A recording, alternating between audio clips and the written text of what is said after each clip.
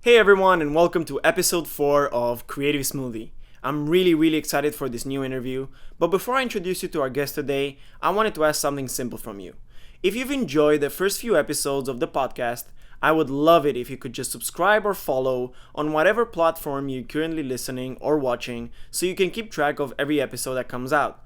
That's it, just to follow or subscribe and it would mean the world to us. If you'd like, you can check us out on Instagram as well. Our tag is at Creative Smoothie Podcast, and that's where we post a bunch of creative content and just a lot of resources to keep up with your creative career. So, now more on our guest. Juanita Pastrana is a freelance designer and community manager working with various startups and companies throughout Colombia, her birth country. She earned her BFA in advertising and branding from the Savannah College of Art and Design, and then she went straight into the industry, working as an art director for Havas in Chicago. She's worked with big clients such as Mike's Hard Lemonade, Orbitz Travel, National Association of Realtors, Autozone, and the Hispanic Heritage Month. She then moved back to Colombia amid the pandemic, where she began working as head of marketing for Go Elegido, a ride sharing app startup. She's now a full on freelancer and entrepreneur with an exciting new business offer that we hope to hear about really soon in the future. She's also the recipient of a Red Dot Award for Design Excellence for the mock commercial her and I created together for Sonnet Insurance, What's the Best That Could Happen. Juanita and I won a bunch of other awards together as we teamed up throughout college and our first internships. She was the art director and I was the copywriter. In this episode, she talks about the advertising industry, fostering teamwork energy, and about what she has learned from collaborating with major companies like Google and Delta. So join us in the creative conversation we have today, and remember, if you're not already subscribed, please hit that sub or follow button. Let's get this started.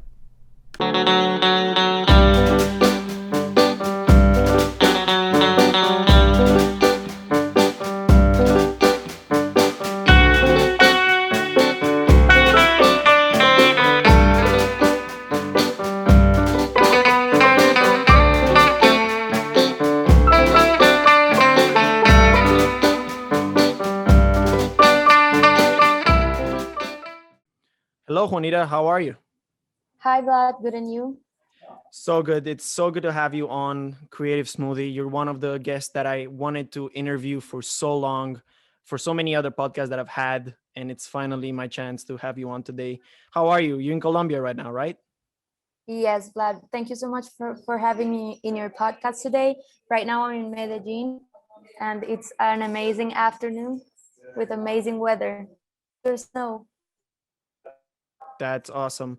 So, for the people that don't know, I've thought at the beginning I made a kind of an introduction about you, but for the people that don't know, can you tell us a bit how we got to know each other in the United States when you came over from Colombia? I went to SCAD as Vlad did, and we had a class together. I forgot the name of the class, but we were like learning how to do packaging, and we had like this homework thing that was like in picture a scanner, and I remember that once we showed our like final, we kind of felt um, that we liked each other's like work. So we're like, oh, I like your stuff and all that, and we started talking, and then we figured that we both Spanish, so we were like, oh, that's so cool, and we kind of had a lot of things to talk about. It was like an immediate connect right there. And then from now on, but sorry, since like that moment, we kind of like started to work together and then became friends, and then yeah, we kind of like started a really cool relationship. It was really cool. And I remember that class when we started was like fall 2017. We had a class where we had to develop different projects using only like a whole entire ad campaign using only a scanner and nothing else. And I remember ever since then we kind of like found the same struggle in the advertising world, and we enjoyed the creative challenges that we had. And I really enjoyed working with you because I felt like all of the ideas that I had were safe, and you had ideas that would build on my ideas and improve each other's ideas. And so that was great. It was like, wow, I haven't experienced something like that. Like working in a team is great, but working in a team over and over was what essentially drew us together. And we even won one, leading to the award that we won in 2018, I think. I don't remember. I think it was Yeah, 18, yeah. Yeah, it was a while ago. Well, so just a little bit more background. You were an art director. You're starting to become an art director at the Savannah College of Art and Design along with me. And you graduated, but before graduating you had a lot of experience already working with different companies within advertising and within other sorts of environments because of the CatPros. The CatPros Yeah. were these courses where you could work with actual companies and brands that were coming from outside, like Google, Delta. Can you tell me a bit more about the experience that you had and with those, just so we can kind of follow along the timeline? Yeah. So my first CatPro was Google. I remember I really wanted to get that project. I was like really hooked into it. And I was like, I kind of like made it my goal. And I was like, I need to be there. And I started like working towards that. And I got myself interviewed and I like showed portfolio, which was a little bit so for the moment. I remember it wasn't great, but I kind of like talked myself in the interview and it was like, I know I have a lot of stuff I still need to learn, but I'm here to work and learn and I can do what I need. I don't know, but I got myself into that project and it was an amazing experience I had. Um, we had to like redesign Google Maps for like a younger generation. So we kind of like made it a little more fun, a little bit more interactive, more digital to like prototype the itself. So it actually worked for the presentation. It was a prototype, but it really worked. So we built in the prototype on the people that came in from Google on their phones, and they kind of follow through. And it was like our entire experience while they clicked on it. We were like explaining and we walked around Savannah and it was like, stop here and like get your camera out and scan that tree. And they could like see stuff on AR and all of that. So it was like super cool at the end. One of like the main people from Google that came over, she like started crying and she was like, I can't believe you guys made this from like scratch and like your students and you're doing things that like are really mind blowing. So it was like super cool. Like it was a really cool experience. I get So it. Wait, so it was let's like break it up. Let's break it down just a little bit because I have like a few questions as well. So first of all, when this projects last like how long? 10 weeks, right? 10 weeks, yeah. So you had two of them. You worked for Google and then you worked for Delta. The Google one was a good experience because the team got along really well, and in Delta not so much. And I know we're gonna get to touch that in a bit. But before that, I want to go back just for a second on the Google one, and then we can talk about Delta. Mm-hmm. In Google, apart from the team, and an incredible challenge, which was to redesign Google Maps for a younger generation. What were the main determining? What was the stuff that you learned from there? Like, what was it so special to you to work with Google? Other than the fact that you're working with a big name, I'm sure that there's a lot of experience that comes from it. Yeah, definitely. When people from Google came over, they were just like regular people. You kind of think of Google and Apple and Pixar and stuff like that, like they're like superhumans, and that you will never be them in a way. That you kind of build a pedestal when you think about people there. That once like talk to them, work with them, and lectured by them, you feel like, hey, they're just regular people like me, like you, like everybody that's sitting in the room. So you kind of feel comfortable and you're like, okay, I get it, I can do it, I need to like effort myself, of course, but it's not something I have to dream of, it's something I can work for. So it was kind of like really enriching for me because I was like, hey, I can be whoever I want to be in life, I just have to work for it.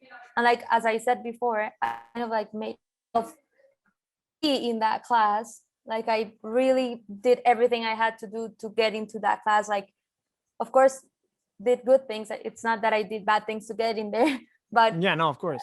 I kind of like worked myself like my ass off. Sorry for the bad word, but um, I did everything to be there. So I was like, oh, I see the output of it now. That if you work hard for what you want, you at the end, well, you get it. So I got that from the people that came over too. They were like, hey, I was a student, you guys are. Um, I dreamed of this company as you guys do. and like I made it and I'm here, and I'm just like, I eat the same tacos you guys eat. It's not that I'm different from you. It's like we're just here to learn from each other. You have a lot of stuff to teach me and I have a lot of stuff to teach you. So it was Right. like, that was like a really cool leadership experience, I say. Like I kind of learned from it that you're no better than no one, and that together you can build extraordinary things. You don't have to like be amazing yourself. You're amazing when you work with other people that will make you amazing, but it's a teamwork. It's not an individual work. That's so good that you're saying that. So, contrasting to that, on the Delta team, you felt like you did not receive or did not experience the same sort of bond. I know that Yeah. this was something we're going to touch something on later, but you also mentioned that the leadership on the side of Google was something that was incredible. How much do you think that the creative leadership plays a role, good creative leadership plays a role in the success of a project? I'll say it's like 85%. Now that, Really? yeah, like if you're a creative leader, that creative leader can make the entire team start thinking effectively. So if you have a leader that knows how to lead a team, your team will always be like thinking fluently, because there's no bad idea, but there has to be a person that connects those ideas to make a really big, cool idea. I feel like fostering, developing, and maintaining a strong collaborative relationship isn't easy, as we both found out. And leadership starts with it. Creating those bonds and within the team continues it. But from your experience from working with teams in high stress, high stakes situation, both in advertising agencies and all of these courses that you took with collaborative courses that you took with Google and Delta, what differentiates a good creative team from a bad one, in your opinion? What makes Mm, it a Google versus Delta situation? okay, well, talking about like those creative, oh sorry, collaborative projects, um, situation was that in Delta, we were like, I don't know, 15 students, I think. And like 5 out of those 10 were thinking for their own benefit. It wasn't like we're gonna make something that's gonna be amazing. It's like I will create something that's amazing. And I am gonna present in front of the people, and I'm gonna be the one who's gonna get all the credit, and I'm gonna be the one. So that was the different like scenario from the Google team, because nobody was like willing to be recognized for their own work. People were willing to be recognized for a complete project, which needed a lot of things to be a complete project. Because like I could be good in something and you can be good in something. But if I only do things that I'm good at, the project's gonna lack something. It's gonna lack your input. So if I take care of and it's gonna be complete, because it's 2 people in the project. If it's 3, it's gonna be 3 inputs. If it's 4, it's gonna be 4. So in Delta, it was like a feature. So it was like people were dealing with like their egocentric things, and then the others, we were working like collaborative. So it was like the balance was like 40-60 complete, 100%. And if you don't feel comfortable and if you don't feel like you want to be there, you're gonna give your 100% while working. Like I want to be here. I rather work from my home. I rather be in a cafe with my other friends. I rather be in the gym. And that's what that made it a little boring as well, because I was like, we were like, well, I'm not gonna talk about myself, but we were kind of like, oh, I hate to be here right now. I'd rather be somewhere else. And I think that's terrible, not only for the people that was there at the moment, but for the project itself. Is there a way to work with the people that you truly cannot get along with? Is it a way where you can find a common ground with the people or a common goal where you can coexist and co-create together and still not get along with each other personally? So when you don't like somebody but you have to work with them, like what I do for myself is just like, don't take anything personal. Try to be the kindest person you can be at that time, because like if you're rude, people are gonna don't like you because you're rude. But if you're kind, people are not gonna have anything to say about you. So it's like, oh, we were terrible with that girl, but she was like too kind. I rather be kind than rude. and I just like don't take things personal, and I work to get the things done because it's just a job, but I don't enjoy it while doing it, but I get the things done. That's really interesting. And I know that in all those projects, you're obviously an art director, but I know that you undertook a lot of other roles within the team. Can you tell me a bit more about what those roles were and what that implied for you as an art director? Because I know that people, like you said, can get their egos in their way. And sometimes when you throw two art directors together in the same team, or two copywriters, or two people from the same industry, it gets, there's a lot of friction. So what were some of the roles that you undertook in the teams? Well, in Google, it was really tricky. Well, as you know from hearing me speaking, I'm not American native. I'm not my English not my first language. So of course I had trouble with my English. And in my team in Google, it was only two like Latino people. The rest of them were like Americans, like English speakers. So it was hard for me when it came to the part of like writing, and they were like, oh, you can help them write. And I was like, help them write me? And I was like, okay, well, I have to help them write. What else can I do? So I kind of like felt that as a really big, at the time, a really big obstacle, because I was like, oh my God. And I started reading, and I started like speaking a lot of English. At that time, I only kind of like relate myself with English speaking people, because like for the Google team, we were always together. Like we loved each other. We were like everywhere together. So I spoke a lot of English at that time. And I was like, please, whenever I make a mistake, like on my conjugation, correct me. If I say something that it's not said properly, just be like, hey, you just said it wrong. You say this before that, or you just like don't conjugate this way. Started They started teaching me that, and I was like, okay, get it. Like my accent's gonna be there forever, but I can at least proper English. And while like speaking proper English, and like I started reading, as I said, a lot. Then like grammatically, I started like getting really, really, really good. Like I'm not gonna say the best, but I started like getting better and better and better.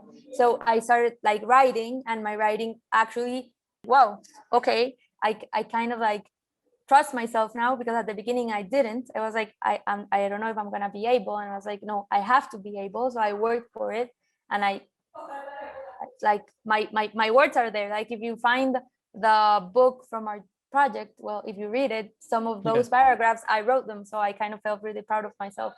That's crazy. Congratulations for that as well. And I think that's what I was aiming at. I feel like as creatives, we get thrown into projects sometimes, and we have to adopt roles that are not ours, especially in what we do in the world of advertising and researching and all that. I feel like a lot of the roles can not be interchanged, but definitely we have to adopt a lot of skills.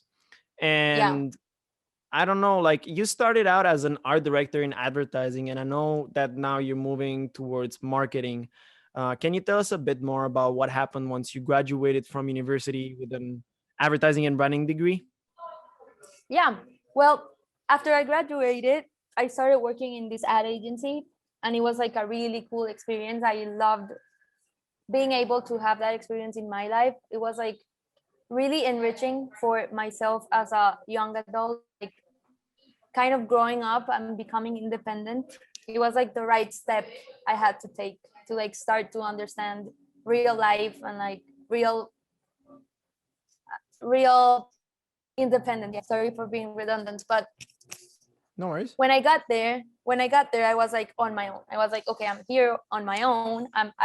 I kind of like felt like I got thrown into the ocean with like predators and like all type of animals, and I needed to like survive, swim, like I don't know, don't die being in that ocean. So I was like, okay, how I'm gonna survive here? And like I got like people who got um really upset me being there. Like, how come she's like 25 and she's on my team and she doesn't like even speak good English, and she doesn't even blah blah blah. And I was like, fuck you guys, like Yeah, I'm here of because course. I work to be here. On the other hand, of course, I got the like welcome, like we're so happy to like you're here, and like we're like super proud of you, and we're gonna work together, and we're gonna make like cool things. So like my first thought of like the advertising world was like, I don't know, this world is really interesting. Like there's some people that are nice, but there's more of the people that are not nice. And it's like you kind of like show yourself as like super happy and like I'm creative and I'm like super dope and blah blah. But at the end, it's like you're not a good person. So I was like, how come people sit here and they're like super bad human beings? Like they don't say thank you, they don't say hi, they just bump people on the streets, and then they just sit on their computers and start typing words for people to be happy. And I was like, that's just so crazy. Like I really don't understand this. And I kind of like to feel it more and more. I was like, they're just like, I don't know, like it's just an example. They're like kind of screaming at their homes, and they kind of hate their lives, and then they come to work and it's like, oh, I love my wife and I have this like super nice family, and no, you don't. So I kind of like started to feel that from the advertising agency world itself. And I was like, I don't know, like if you are a good person, then good things will follow. And that's kind of like what I started to adopt for my life. And I was like, okay, if I say hi, if I say thank you, if I smile to people, I'm gonna get the same things back to me. So in this agency where I was working on, I started to be that way. I was like, if this person don't like me, or if these people say I don't speak good English, well, I'm just gonna smile at them and say hi, and I'm just gonna keep on living. So I started to migrate towards the marketing side of it, because I kind of started to get along really good with the marketing people. So those people made me, I was like, these people are my type of people. Like there were people who were, they were caring, they were like, what do you need, what do you want, let's like help people in the community, we're gonna have this fundraising thing, you want to join? And I was like, okay, I like these people, this is like the Yeah. type of people I want to work with, this is the type of people that the world needs. And I was Yeah. like, this is cool. So I kind of like started to be with them and hanging out with them, and they started to teach me a little bit about marketing. But I was like, okay, I need to learn a lot from it, because like the careers lack something, and it's like they lack numbers, and you need numbers when you want to prove your creative ideas. So it's like if you want to sell something to a client creatively, you can say a lot of like creative things and be like have amazing ideas, but if you don't have to back those up, ideas are basically ideas, they're not real projects, because real projects need to do something, and it's like sell. And if you can't prove that your ideas sell, where they really don't work, because clients ask ad agencies or creative people to come up with things so that they can sell more of what they Obviously. sell. So I started to do that, and I was like, okay, how am I prove have this amazing idea? It's amazing not only because it's creatively amazing, but because it's gonna improve, I don't know, 10% of their sales, because I know that annually they make this money. And like if I know that their clients are gonna eat hot dogs, if I have a hot dog and their product, my sales are gonna bump up 30%, because only people are just gonna are gonna want the hot dog and blah, blah, like, you know, Yeah, kind of I like get you. Yeah. you really don't know how to back up your ideas with numbers and like with facts and data that will be like, oh, okay, if I hire this person or if I buy this idea, my sales, my revenue, my everything, it's gonna be affected positively. So I kind of figured that from my creative career. Like right here I'm speaking of my own, I was like, I need numbers. And I was like, okay, I need to learn how to sell my creative ideas with the financial and like with the marketing side of it, which will make my things more solid, more concrete, and more professional, of course. For me, it was, I think that what you said, I want to go back to what you said. You started out in advertising and you found that the world, the majority of the people, maybe the agency, maybe in the world of advertising, were people that were mainly competitive. And similarly, and I've mentioned this on this podcast before, I felt like it was a world where you could feed your ego on a daily basis with no problem. And I remember it clearly on my internship in 2019, and we were in that internship together. It felt very nice at the beginning to feel like, oh yeah, I'm doing all this incredible work for big brands, big names. I'm collaborating with the big creative directors of this agency and all that, and I'm working with you. But when I started working in the advertising world, not interning, but actually working, just like you, I found out that most of the people held on to their egos for so long, and advertising and creating good advertising work um, confirmed that they were good people to themselves.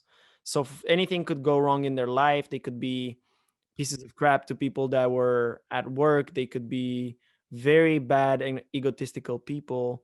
But as long as they were delivering the work, then they were fine. And I know that there's a way that you can divide personal from work. And like you said, don't take everything personal. But I do believe that at a certain point, the people that were in the advertising world, and not all of them, there's a lot of good people that truly want to do good work and want to get along and create a change, not only in their agency, but in a society. But I felt like a majority of people were not there with the same goals that I had. And it's interesting that you said that you left that world and you joined the world of marketing, and those people were treating you differently. Like, hey, I want to do some fundraisers, want to come meet with us. I feel like advertising, once I left it and I started learning about marketing, because I'm still a student of marketing, I learned that advertising is only one side or only one branch of the marketing.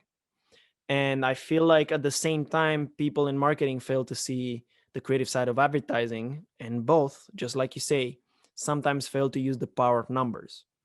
You touched on something very important that I actually didn't even think we were going to talk about, but with the recent rise of big data and everything, what do you feel that our job as advertising people, marketers, what do you think our job is when it comes to producing conscious advertising, marketing pieces, conscious products, and products that are based on numbers, and on studies that shows that we can somehow improve the world around us?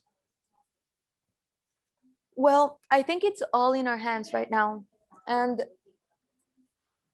I think more than ever since the pandemic that we are like looking at our phones more than our own faces. It's the people that are communicating, the people that are in charge of the consequences that they want to see, like in the world out there. That's something I also kind of like felt a little bit like awkward inside the advertising world, because like as we're talking about, like it's like this pool of like egos and this pool of like, I want to have awards and I want to win this and I want to win that other thing, that you kind of like start to lose your focus. So people can start out like, I want to do good, I want to work in like this really cool team and blah blah blah. But once you start to like win awards and once you start to like become recognized, and you start to be like, okay, I want to win more awards, and you start to like lose the focus you started off with. So I think that marketers and advertisers have to work together always. As you said, it's advertising is a branch of marketing, and any of the two can't live on their own. Like it's just impossible. So you always have to like be together. So that's also something I wanted to like have in me. I was like, I need to have both sides in my brain so I can literally sit with people and talk to them and like create together. Because if I don't, our conversation and our project, it's not gonna lead where we need it, where we need to like go towards to. So I think that the responsibility right now about the effects we want to see in the world, it's all in the hands of advertisers and marketers. And if you want to be conscious and if you want to like really have a positive change in the world we're living in right now, you have to really care about it and you have to like take it personally, because like you're living here too, and it's your world and it's your life. So if you want to see clean oceans, what are you going to do about it? If you want to see clean air, what are you going to do about it? If you want to see people that really care about nature, what are you going to do about it? Like, we literally have the power in our hands to change a little bit about how people think. It's not going to be immediate. It's not going to be easy, because like human beings are beings that get accustomed to things really easy. So, but we hate change. So if we like kind of have a routine, and the routine gets broken for any reason, we get uncomfortable, and we're always scared of getting uncomfortable. So it's not easy to change people way. So you have to be subtle, and that's where creativity comes along. You have to be creatively subtle to change people's behaviors. So once you start to like really care about and read about it and like get it and be passionate, you you kind of start to see the changes in the people around you. So I think advertisers and marketers have the power in their hands. And once you were done working in the advertising agency, you obviously moved back to Colombia when the coronavirus hit. You had to move back from United States to Colombia. You told me it was like what, one day before they shut down the whole country?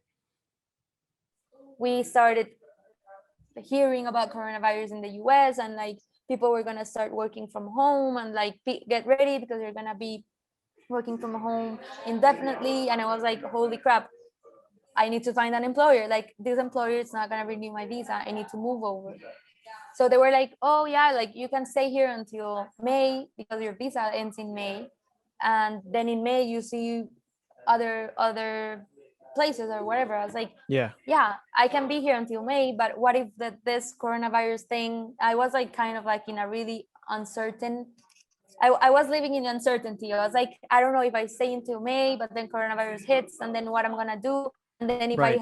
if I have no job and I'm stuck here, or I was like, holy crap. So that was like a Monday when I figured that I needed to like take a decision that was gonna change my life. So I was Yeah. like, what am I gonna do? So I called my mom. Like, it was like literally on Monday. I was like, SOS, like, help me think. What should I do? And she was like, you know what? You decide. If you want me there, I can like fly tomorrow. And I was like, yeah, please come. I need you here. So she came from Colombia to Chicago, and we were like, what am I gonna do? And like on a Wednesday, she was to go back. Like, I think it's the best idea we can have right now together. And like the people you're working for are not caring. They're just like, you can work until May, and then you whatever you want to do you can, but like Yeah. you are not going to have your visa renewed. And a new employer is going to be hard. There's a pandemic hitting.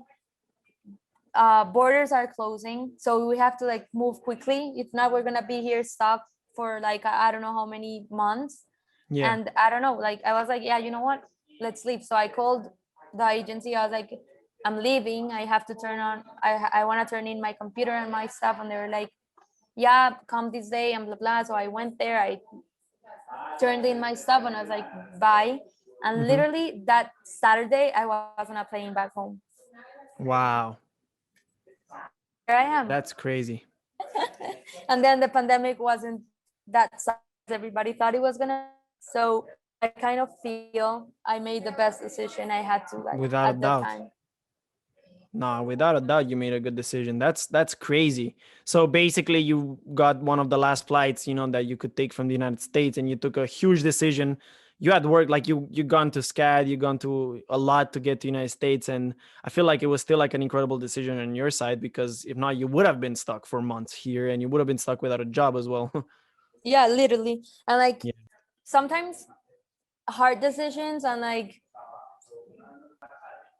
quitting to something you're comfortable in, let's say, Yeah. opens you the biggest and best opportunities in your life.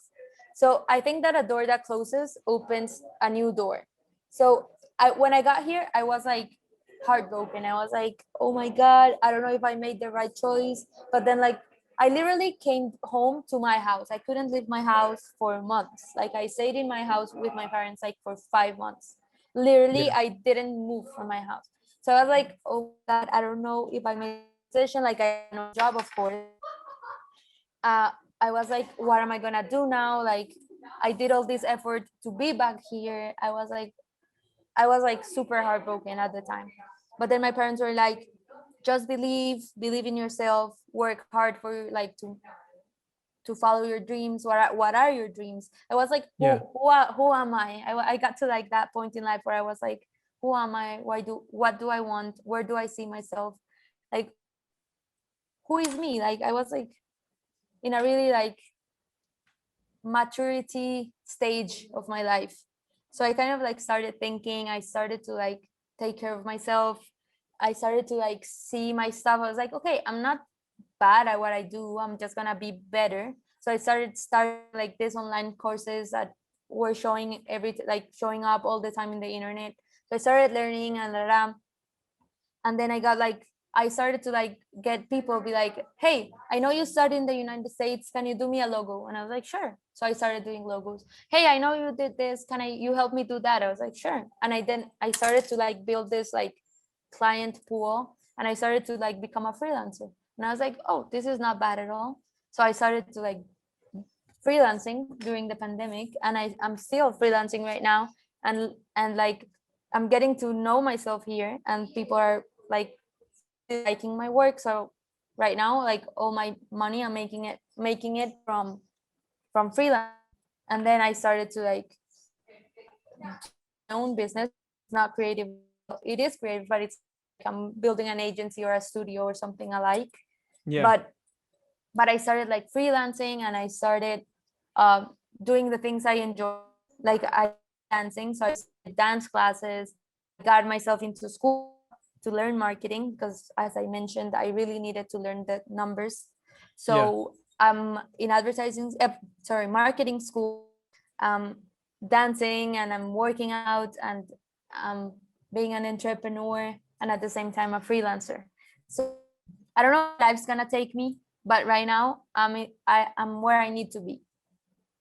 That's awesome to hear. And I cannot believe that through the whole journey that you had, you made a roundabout and came back to Colombia and found out that after all, the life in there and the opportunities and the clients that you have there are can actually make you live a better life, the life that you want to be. You're close to your family, you're close to your friends, you're close to the culture that you've grown, but you do have the advantage that you have spent many years in the United States, and you have also worked in the United States. And so now people see you for some reason, well, not for some reason, of course you're incredible, but they see you as more credentialed than somebody who hasn't gone international. And I feel like that's something that's not easy. Being an international student in the United States or an international worker in the United States, it's not easy, and not because of any other administrative reasons. It's just it's scary to be in a world where it's very different, and sometimes people, um, it's not that they don't want you to be there, but they'd rather deal with somebody who they can understand faster. You know. Yep, I totally, yep, I do think that too.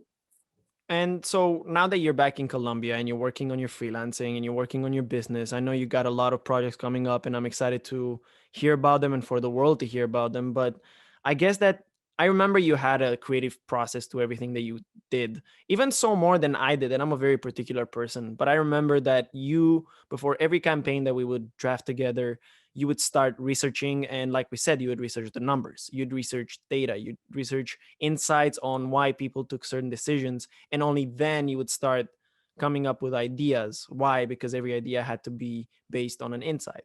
Now I know that your creative process involves many other steps. Is there a way you could break it down for us just a little bit? Sure. I think that before you start any idea, you need to understand the brand you're working for. So let's say we're gonna work with orange juice. So first of all, you have to like understand what your orange juice is. What is it made of? How does it taste like? Um, why do people drink it? What time of the day do people drink it? Why do people drink it in the morning and not dining at night? Why do people mix it with vodka? Why do people prefer um, the orange juice instead of eating the actual orange?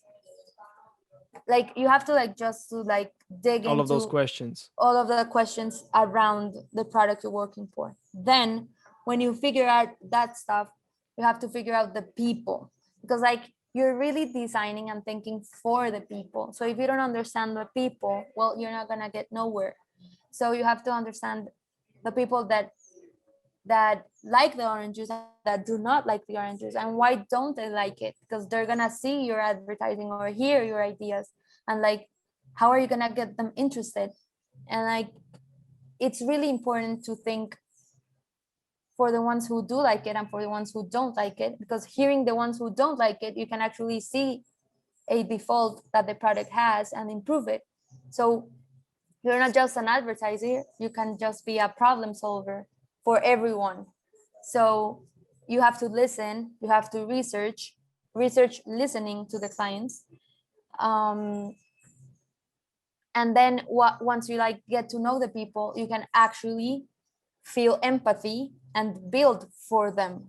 So you have to like step away from yourself and think for the people who you just spoke with, and figure out how to solve the problems you just heard, or how to make better something you just heard. And then once you have those ideas, you have to talk to other people, because like you need to like hear what people have to say about your ideas to make them better. There's no way the first idea can be the best idea.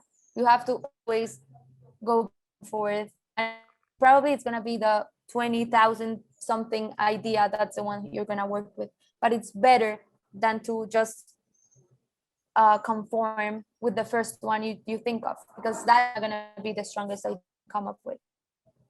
And then once you come up with ideas, and you know they're strong because you have talked about them, then you could get to like design and build prototypes and all of that stuff.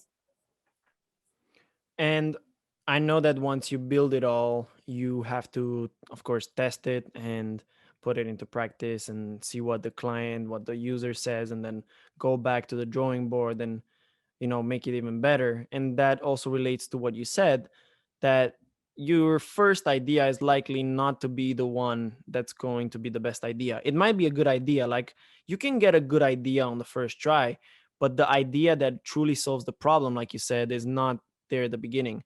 And I feel like a lot of times we like to fall in love with the first few ideas because they sound good. And then we go on to test the product and realize that the idea just sounded good and didn't actually work. And I feel like it takes a lot of humility, and you have to be humble in order to say, okay, I don't think this was the right idea. All the work and thinking that I've done didn't solve the problem like we thought it would be. Let's go back and start from zero. That's a daunting thing that every single creative has to deal with.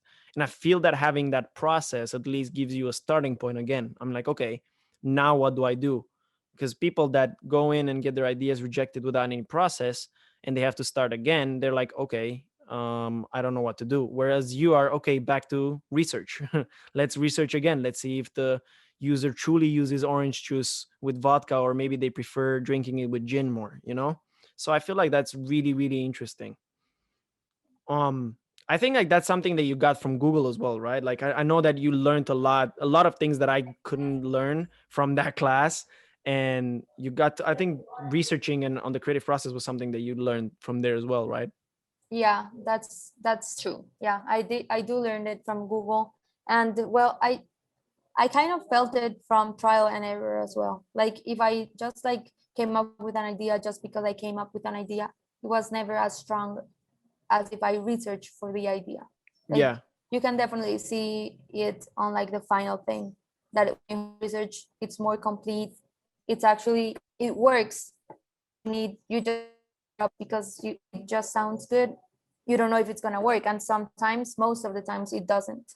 So you kind of be like, oh, okay, it didn't work because I didn't know who this was for, or I didn't really listen to the problems that people who use this have, or the people that don't use this have. So I agree. And I feel like I also wanted to ask you how much of your creative process or your creative success depends on having peace of mind. And when I mean peace of mind, I mean having other aspects of your life aligned with your work and aligned in such a way that you know you're going to be able to spend the time that you can spend working, knowing that the rest of your life is balanced, that you're healthy, that your food is clean, that your relationships are maintained.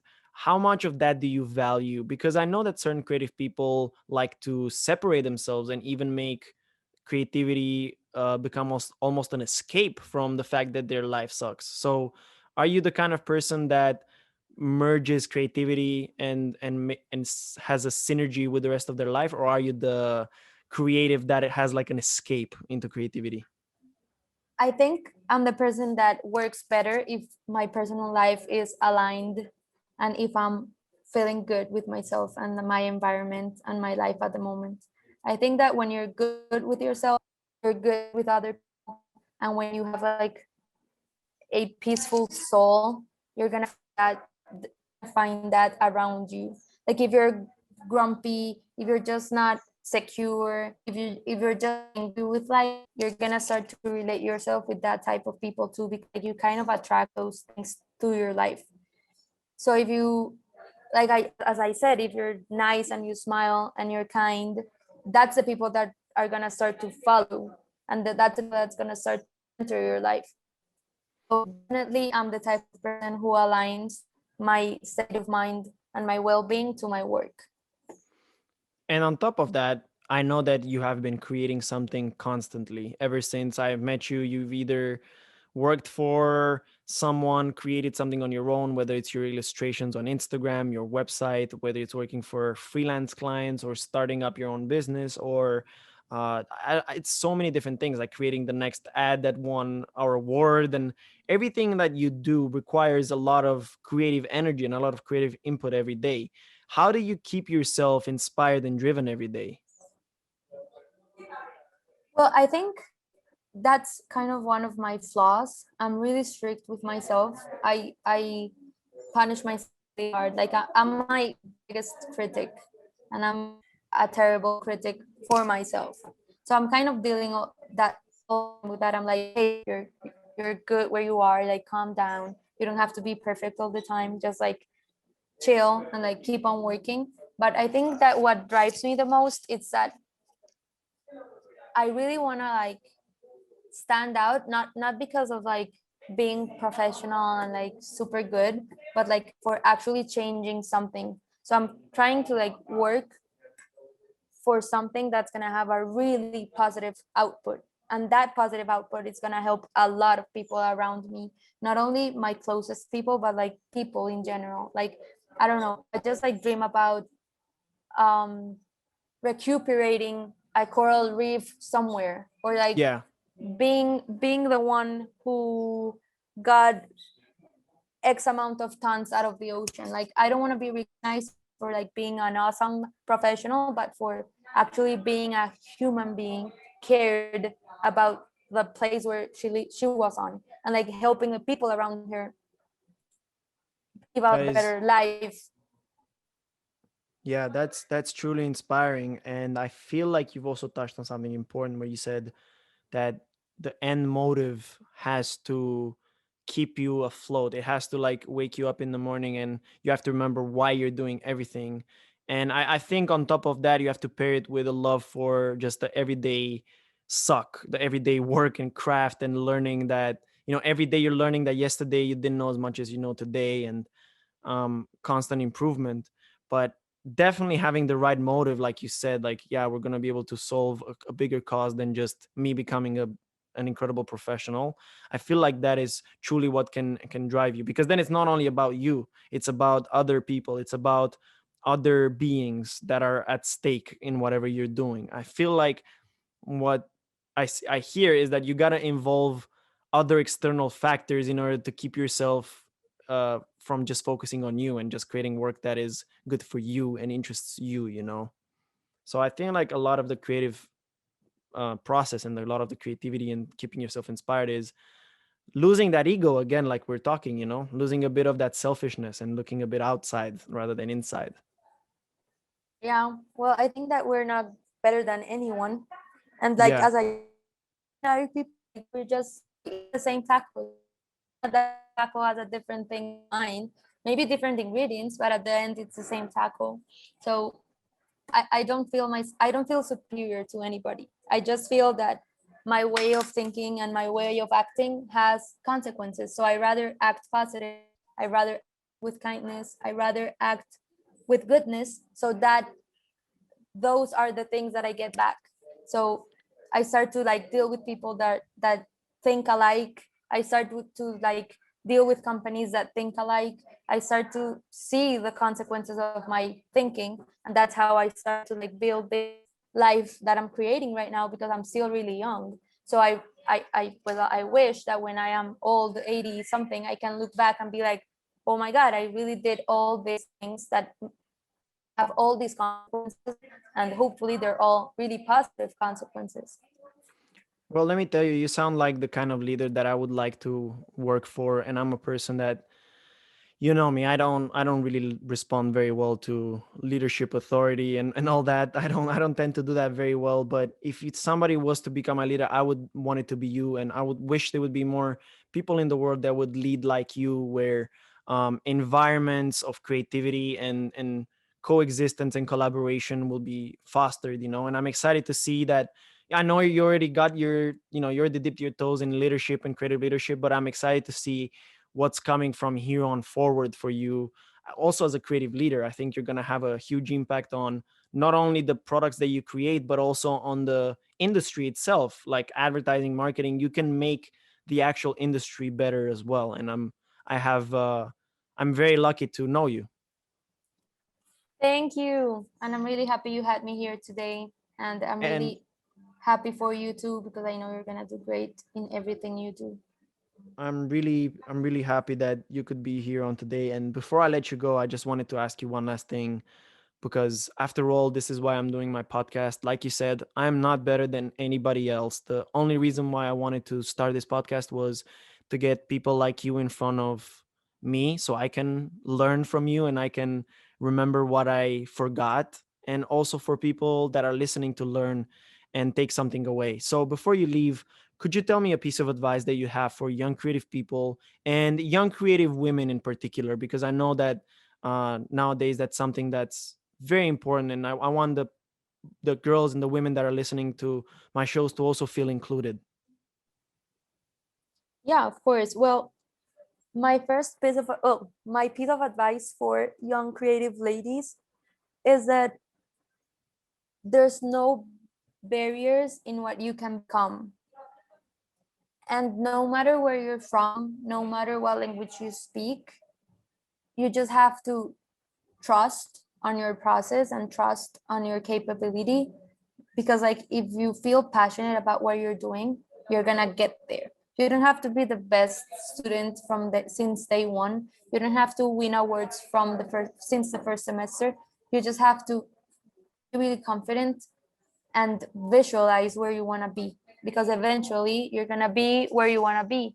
So there's no barriers into what you want to become.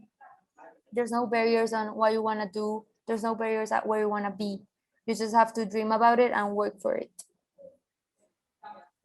Wow, that was truly awesome, and I cannot wait till this episode will be out, and I cannot wait to share it with all the young creative females and males all around the world. I think there's a lot that we can learn, and hopefully can other people that are higher up than you, like leadership people. I hope that they can also listen to this and listen to what the generation that's coming forward and working under them has to say about it. I'm really excited for all the projects that you have.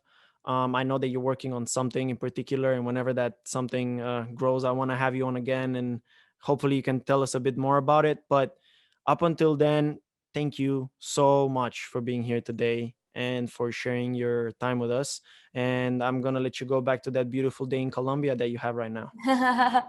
Yeah, thank you so much for having me. And of course, once I have my product out, we can talk again. And definitely, I can send you one over to Chicago so you can actually try it for yourselves. Yes, please. I will write you an entire review. I will tell you everything about it. All the That would be numbers that you amazing. need. That would be Perfect. amazing. That would be amazing. And thank you so much. I hope you enjoy Chicago and its coldness right now. Yeah, it's snowing every day. I I know. it's I love it. It's 1 year exactly since we visited you last year. Do you know that? Yeah. I know. Definitely. Yep. Crazy. And it wasn't I cold at all last year, but No, last year was you like had the snow. warm. Yeah, it was. Yeah. Anyways, thank you so much, and I hope you have an incredible weekend. You too. Thank you so much. Have a great weekend.